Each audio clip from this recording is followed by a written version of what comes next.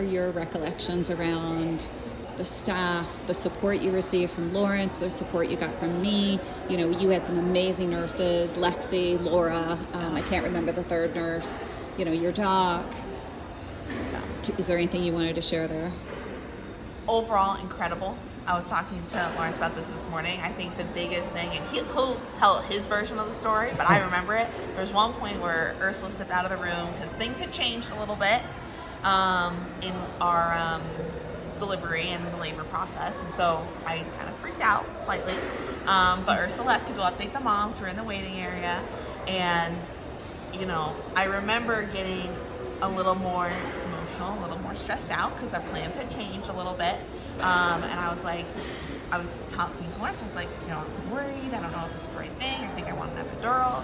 And I remember feeling way more vulnerable. Yeah. And looking back on it, and he can just say his side of the story, but looking back on it, it was very much like he was able to really be like my teammate, my partner, and I could like have emotion and be vulnerable.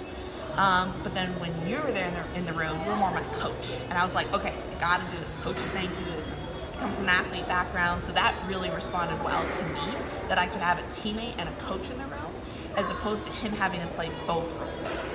It was amazing being able to look at him and be like, this is hard, this is scary, like I need, like, I love you. Yeah, we're trucking through, come on.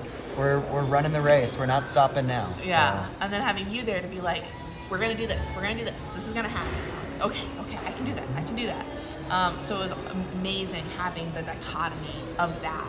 And I don't know, it's hard to think about not having it. And I saw it. When you left the room, you know, let's now switch to Lawrence's perspective in that same scenario. And what I saw was you left the room and panic set in.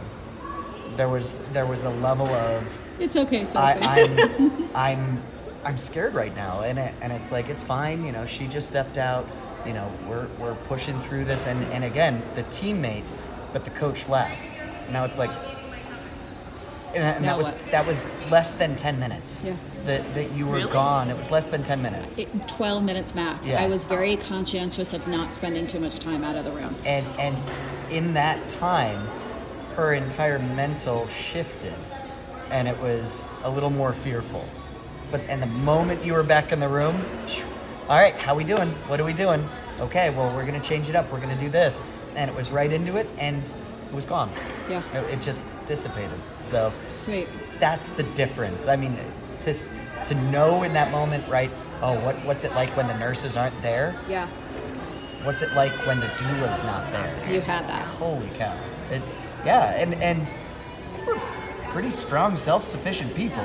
You know, I don't feel like we have attachment issues or anything of that nature, right? Like, really, just looking at it, this was a first-time scenario that neither of us had been through, and to have somebody who's, you know, delivered 1,500 babies next to your side, giving you the coaching, it's priceless. Now, you were in a unique situation because your mother's also a